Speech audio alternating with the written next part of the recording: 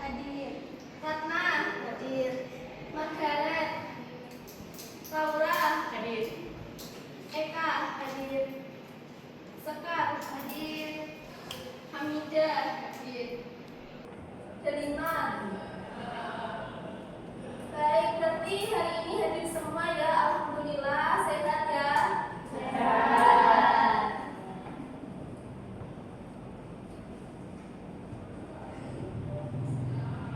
Ibu mau tanya, tadi yang datang paling awal hari ini siapa ya? Siapa yang datang paling awal tadi? Hamidah. Hamidah yang datang awal hari ini. Ya, Bu. Kalau gitu sebelum kita mulai pembelajaran, silakan untuk Mbak Hamidah memimpin doa terlebih dahulu. Hari ini marilah kita berdoa sesuai dengan keyakinan masing-masing. Berdoa mulai. Berdoa selesai. Baik, apa yang tahu topik pembelajaran kita hari ini apa? Boleh tunjuk tangan. Ayo. Siapa yang belum belajar?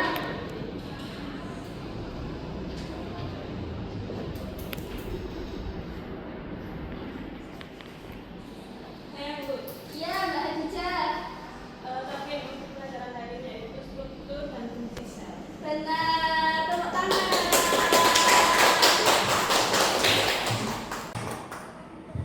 Nah, menurut kalian, terbuat dari apa sih tubuh kita, tumbuhan, hewan di sekitar kita itu penyusunnya itu unit terkecilnya itu apa sih? Ada yang tahu? Baik, Mbak Sekar, sel. Betul.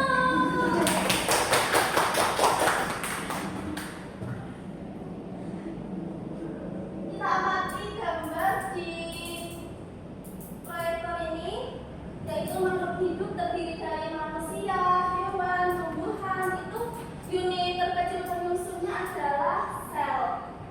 Jadi, apa sih sel itu?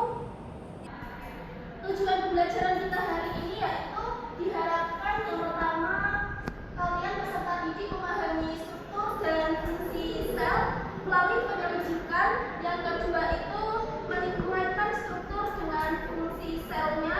Ketiga, menjelaskan komposisi utama sel. Dan yang terakhir, kalian dapat membedakan organel sel hewan, sel tumbuhan, dan sel prokariot. Kita mulai ke materinya. Hari ini kita akan belajar bab tentang sel.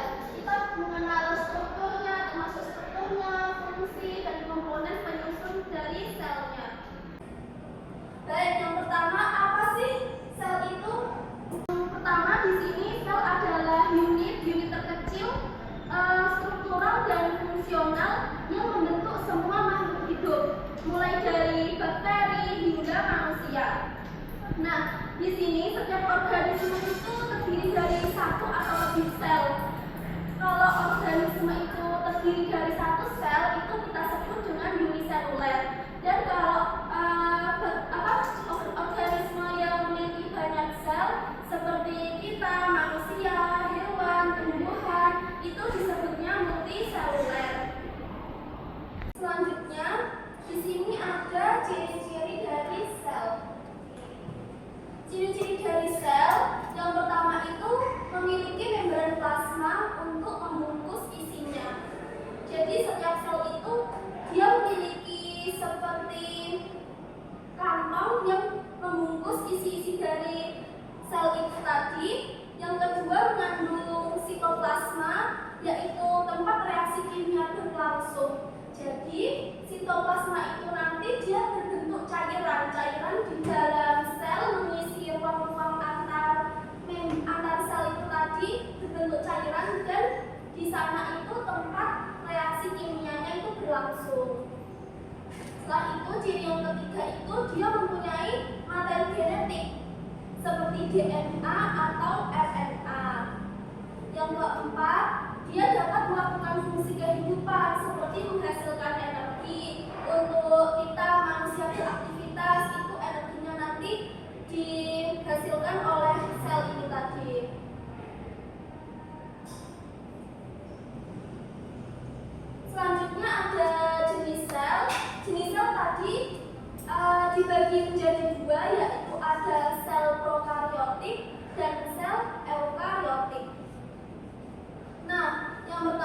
ini ada sel namanya sel prokariot. Ciri-cirinya yang pertama itu dia tidak memiliki membran inti. Kedua, materi genetik atau DNA-nya itu dia mengambang di sitoplasma. Jadi dia mengambang di sitoplasma, nggak punya nukleus. Selanjutnya ukurannya itu kecil dan strukturnya itu lebih sederhana dibandingkan sel eukariot. Selain itu dia tidak memiliki organel yang bermembran, contohnya bakteri. Setelah itu ada sel eukariot. Di sini yang pertama dia memiliki membran inti sel. Yang kedua itu DNA-nya itu dia sudah tersusun dalam atau tersimpan dalam nukleus. Juga ukurannya itu lebih besar daripada yang sel prokariot. Juga dia itu lebih kompleks daripada sel yang prokariot tadi. Lalu dia memiliki organel yang sudah lengkap. Contohnya itu sel hewan, sel tumbuhan, terus jamur. Manusia itu termasuk sel hewan juga ya. Nah, ini gambar dari sel tumbuhan dan sel hewan. Di sini bisa terlihat strukturnya itu hampir sama, hanya ada beberapa perbedaan saja. Yang pertama ada pada keseluruhan dari sel tumbuhan dan sel hewan itu yang pertama itu mereka sama-sama memiliki mitokondria. Mereka sama-sama memiliki mitokondria. Kalau di sel tumbuhan itu yang ini. Nah, kalau yang di sel hewan itu dia di sini. Bentuknya sama ya. Cuma kalau di sel hewan yang ini kayak terlihat lebih besar salah satu, tapi kalau di sel tumbuhan ini kayaknya bentuknya relatif sama, sama-sama kecil. Terus di sini juga keduanya itu punya ribosom, sama-sama punya ribosom, bentuknya juga sama. Lalu di sini sama-sama punya retikulum endoplasma. Retikulum endoplasma kasar punya, retikulum endoplasma halus punya. Di sel hewan juga begitu. Nah, ya, nih.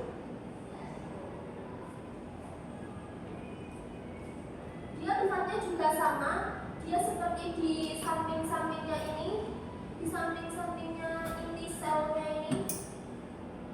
Itu ada retikulum endoplasma halus. Di sini ada retikulum endoplasma kasar di sel tumbuhan. Nah, di sel hewan juga di sini ada retikulum endoplasma halus, di sini ada retikulum endoplasma yang kasar.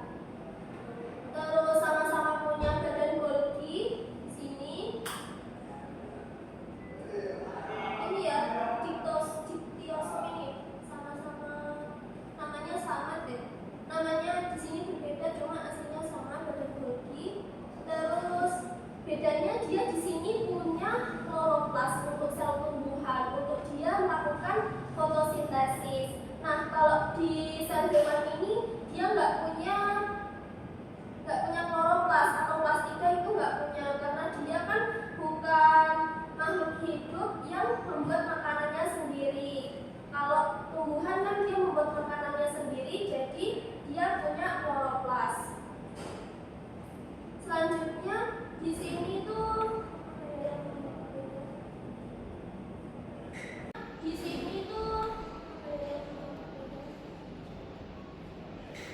sama punya inti sel, punya membran plasma, sama-sama punya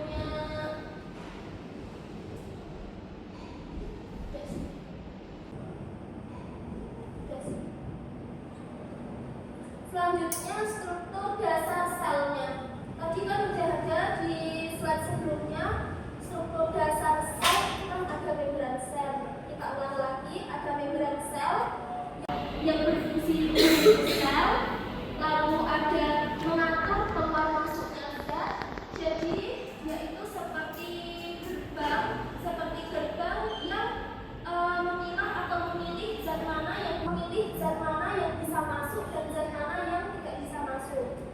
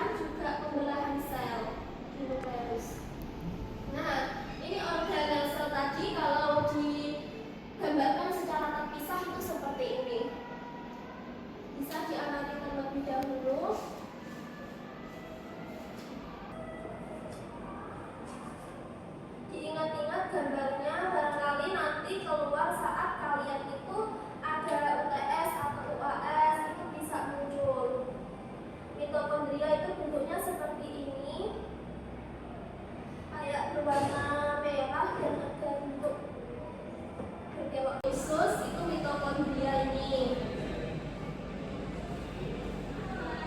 Lalu di sini ada ribosom, bentuknya kayak batang. Warnanya kalau di sini hijau. Terus di sini ada retikulum endoplasma. Tadi kan ada retikulum endoplasma halus dan retikulum endoplasma yang kasar. Nah, perbedaannya itu kalau retikulum endoplasma halus di sini itu kan dia nggak ada bintik-bintik kayak tadi. Kalau di retikulum endoplasma yang kasar dia itu kayak ada bintik-bintiknya gitu loh. Kalau ini yang halus nggak ada. Nih, lalu selanjutnya ini kompleks Golgi atau badan Golgi tadi. Di sini selanjutnya ada lisosom, terus vakuola, dan yang terakhir ini kloroplas yang punya sel tumbuhan tadi. Selanjutnya ini ada fungsi-fungsinya. Tadi membran plasma udah ya, membatas keluar sel, mengatur keluar masuknya zat itu tadi. Terus di sini ada nukleus juga yang sudah kita bahas, dia mengatur seluruh aktivitas sel dan menyimpan informasi genetik dari selnya itu DNA. Lalu di sini ada mitokondria, dia menghasilkan energi atau ATP yang dibutuhkan oleh tubuh kita untuk bisa beraktivitas. Itu kita kan memerlukan ATP itu melalui proses respirasi dari sel. Selanjutnya di sini ada ribosom. Nah, ribosom ini itu pabriknya protein. Jadi dia itu tempat utama sintesis protein, bisa menempel di RNA kasar atau bebas di sitoplasma. Jadi ribosom ini dia itu tempat dari ribosom untuk mensintesis protein ini, dia itu bisa menempel di RNA kasar atau dia itu bisa berenang bebas di sitoplasma cairan sel tadi itu. Nah, setelah itu selanjutnya ada retikulum endoplasma. Kalau RNA kasar fungsinya dia itu untuk transportasi dan sintesis proteinnya. Jadi dari ribosom tadi itu dia ditransportasikan proteinnya itu disalurkan ke RNA kasar ini tadi. Nah, nanti RNA kasar ini dia mengirim lagi protein ke badan Golgi. Kalau RNA halus dia untuk sintesis lemak dan detoksifikasi dari racun. Selanjutnya ada lisosom. Dia ini isinya enzim. Jadi dia itu tempat untuk mensintesis enzim. Kalau di sini fungsinya untuk menguraikan zat asing dan mendaur ulang bagian sel yang rusak. Selain dia itu berisi enzim, nah lisosom ini juga dia itu kan menguraikan zat asing. Jadi dia itu seperti pembuangan, tapi dia juga bisa mendaur ulang lagi kalau ada yang rusak. Selain dia itu berisi enzim, nah lisosom ini juga dia itu kan menguraikan zat asing. Jadi dia itu seperti pembuangan, tapi dia juga bisa mendaur ulang lagi kalau ada bagian sel yang rusak. Setelah itu di sini ada vakuola. Vakuola di sini fungsinya untuk menyimpan air, menyimpan cadangan makanan, dan menyimpan sisa-sisa metabolisme yang masih bisa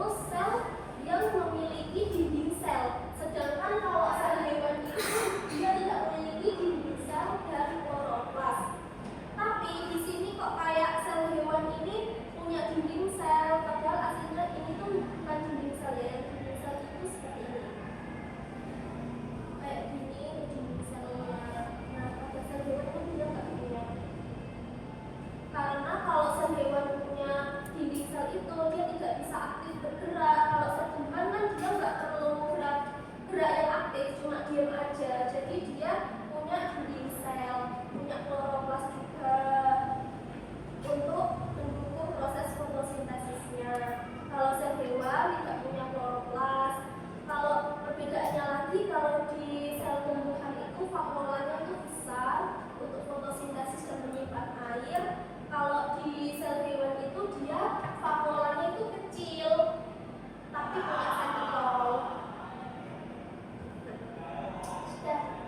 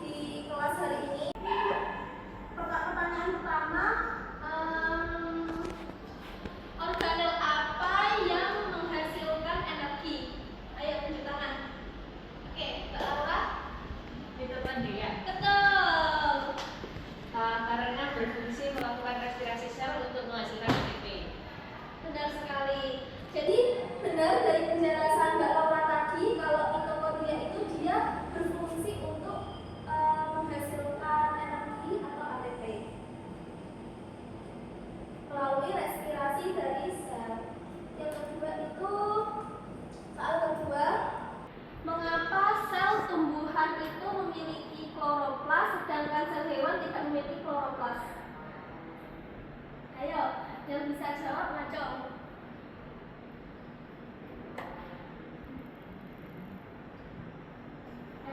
Iya, Mbak Eka. Karena kloroplas adalah tempat fotosintesis sehingga sel tumbuhan dapat membuat makanan sendiri menggunakan cahaya matahari. Betul, betul banget penjelasannya dari Mbak Eka.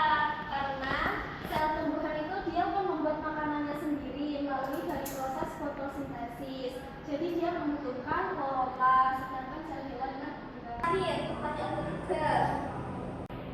Apa fungsi dari ribosom? Ayo, siapa yang bisa? Baik, ayo Mbak Margaret. Betul, jadi dia itu berfungsi untuk sintesis protein atau tadi dia pabriknya protein. Baik, Ibu kira untuk materi hari ini cukup karena kalian juga sudah paham semua, sudah pintar-pintar. Untuk tugasnya ada tugas individu nanti dibuat